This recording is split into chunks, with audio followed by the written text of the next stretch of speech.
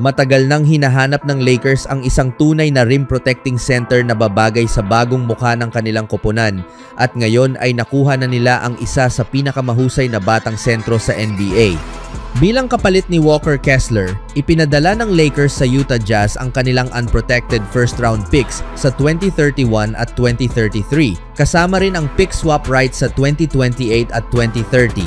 Kapalit nito, pumirma si Kessler ng 4 na taong kontrata na nagkakahalaga ng humigit kumulang $130 milyong na nagpapakita kung gaano kalaki ang tiwala ng Lakers sa kanya bilang kanilang long-term center. Para sa Utah Jazz, malinaw ang kanilang direksyon. Nasa rebuilding stage pa rin ang koponan kaya mas pinili nilang makakuha ng mahahalagang future draft picks kaysa magbigay ng napakalaking kontrata kay Walker Kessler. Sa pamamagitan ng trade na ito, mas marami silang assets na maaari nilang gamitin sa mga susunod na taon, maging sa pagkuha ng mga batang talento o sa panibagong blockbuster trade. Ngunit para sa Lakers, ito ang eksaktong pirasong matagal na nilang hinahanap. Sa nakalipas na ilang season, naging malaking problema ng Lakers ang kakulangan nila sa isang dominanteng center. Simula nang mawala si Anthony Davis, wala silang naging consistent na rim protector at rebounder. Ilang beses silang sinubukang maghanap ng kapalit ngunit hindi naging matagumpay ang kanilang mga plano. Ngayon, sa wakas ay nakuha nila si Walker Kessler, isang 7'2" center na kilala sa kanyang elite shot blocking, rebounding at mahusay na finishing sa ilalim ng ring. At ang mas kapanapanabik dito ay ang kanyang magiging tambalan kay Luka Doncic. Isa si Luka sa pinakamahusay na playmaker sa buong NBA. Sa loob ng maraming taon, napatunayan niyang kaya niyang gawing mas mahusay ang laro ng kanyang mga kasamahan, lalo na ang mga center na mahusay sa pick and roll. Dahil dito, maraming basketball analysts ang naniniwalang si Walker Kessler ang maaaring maging perpektong partner ni Luka sa opensa. Isipin ninyo ang sitwasyon. Hahawakan ni Luka ang bola sa taas ng court, tatawag si Kessler ng matitinding screen, pagkatapos ay mabilis siyang sasalaksak papunta sa ring. Kapag nag-double team ang depensa kay Luka, madali niyang maipapasa ang bola kay Kessler para sa alley-oop, dunk o easy layup. Ito ang klase ng pick and roll na matagal nang gustong makita ng Lakers fans. Ngunit hindi lamang sa opensa magiging mahalaga si Kessler. Sa depensa, isa siya sa pinakamahusay na shot blockers sa liga. Sa kanyang huling healthy season, nagtala siya ng mahigit 12 rebounds at 2.4 blocks kada laro, habang isa rin sa pinakamahusay na offensive rebounders sa NBA.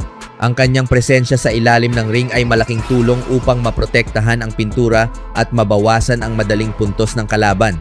Isa rin sa pinakamagandang balita para sa Lakers ay bata pa si Walker Kessler. Wala pa siya sa kanyang prime, kaya may malaking posibilidad na lalo pa siyang gumaling habang nakikipaglaro kay Luka Doncic. Marami ang naniniwala na sa tulong ng elite passing ni Luka, maaari pang tumaas ang kanyang scoring average at maging isa sa pinakamahusay na two-way center sa NBA. Bagamat maraming nagsasabing napakalaki ng ibinayad ng Lakers sa draft picks para makuha si Kessler, malinaw na handa silang isugal ang kanilang kinabukasan upang mabigyan si Luka Doncic ng tamang koponang kayang lumaban para sa kampyonato ngayon pa lamang. Sa kabuuan, ang pagdating ni Walker Kessler ay maaaring maging isa sa pinakamahalagang hakbang ng bagong panahon ng Los Angeles Lakers. Kung mabubuo agad ang chemistry nila ni Luka Doncic, may malaking posibilidad na muling maging isa ang Lakers sa mga pangunahing contenders sa Western Conference at seryosong lumaban para sa susunod na NBA Championship. Samantala, matapos maranasan ang pinakamagandang season ng kanyang karera kasama ang Boston Celtics, lilipat na si Jaylen Brown sa isang bagong koponan. Nitong Miyerkules, opisyal na na-trade si Brown sa Philadelphia 76ers na siyang nagtapos sa kanyang 10 taong pananatili sa Boston Celtics. Bilang kapalit, matatanggap ng Celtics ang superstar ng 76ers na si Paul George ayon sa ulat ni Shams Charania ng ESPN. Bukod kay George, makakatanggap din ang Boston ng 2 future first-round draft picks sa 2028 at 2031, pati na rin ng 2 future second-round draft picks sa 2028 at 2030. Naganap ang trade na ito ilang araw lamang matapos may ulat na si Jaylen Brown ang pangunahing bahagi ng trade package na inialok ng Celtics para kay Giannis Antetokounmpo. Gayunpaman, hindi natuloy ang naturang kasunduan matapos piliin ng Milwaukee Bucks na i-trade si Antetokounmpo sa Miami Heat dahil wala na si Giannis sa merkado. marami ang nag-isip na mananatili na si Brown sa Boston Celtics, ngunit iba pala ang naging plano ng koponan.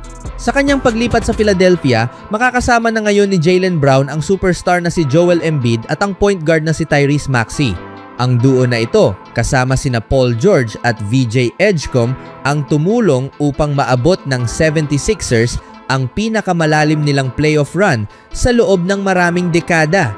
Gayunpaman, hindi pa rin nakakarating ang franchise sa Eastern Conference Finals mula pa noong 2001 nang umabot sila sa NBA Finals sa pangunguna ni Allen Iverson.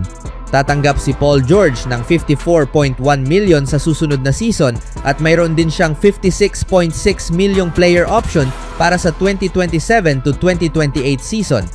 Samantala, kikita naman si Jaylen Brown ng $57 million, $61 million at $64.9 milyong dolyar sa huling 3 taon ng kanyang kasalukuyang kontrata. Ang trade na ito ang opisyal na nagtapos sa pananatili ni Jaylen Brown sa Boston Celtics. Sa loob ng 10 taon, naging napakaproduktibo ng kanyang karera sa Boston, kung saan unti-unti siyang umangat mula sa pagiging isang mahusay na defensive player hanggang sa maging NBA All-Star at kalaunan ay isa sa mga kandidato para sa Most Valuable Player o MVP. Matapos mapili ng Boston Celtics bilang ikatlong overall pick sa 2016 NBA Draft, hindi naging madali ang simula ng karera ni Brown. Bilang rookie, nagtala lamang siya ng average na 6.6 points bawat laro. Gayunpaman, agad na napansin ang kanyang husay sa depensa. Sa kanyang ikalawang season, nakatanggap pa siya ng ilang boto para sa NBA Defensive Player of the Year.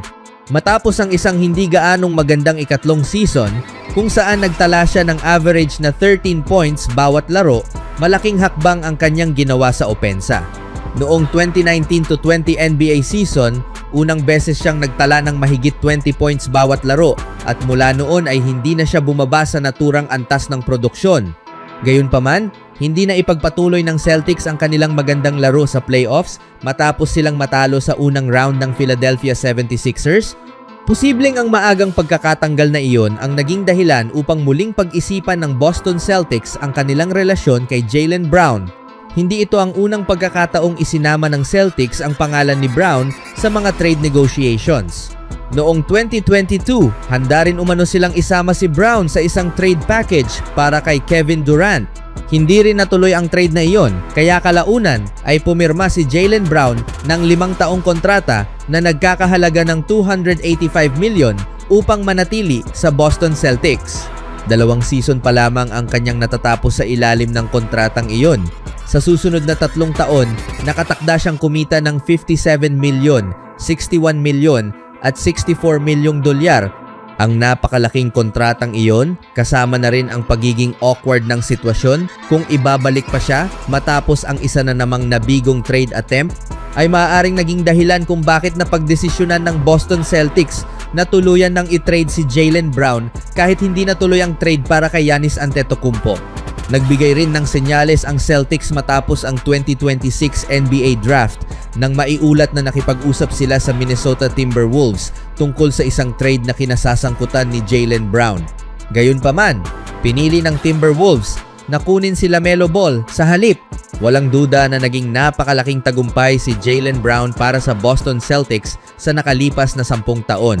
Sa kabila ng lahat ng kanyang naitulong, naniniwala ang Celtics na mas makabubuti para sa organisasyon ang magpatuloy nang wala si Jaylen Brown. Matapos ang 10 taong matagumpay na pagsasama, kailangan na ngayong patunayan ng Boston Celtics na tama ang kanilang naging desisyon.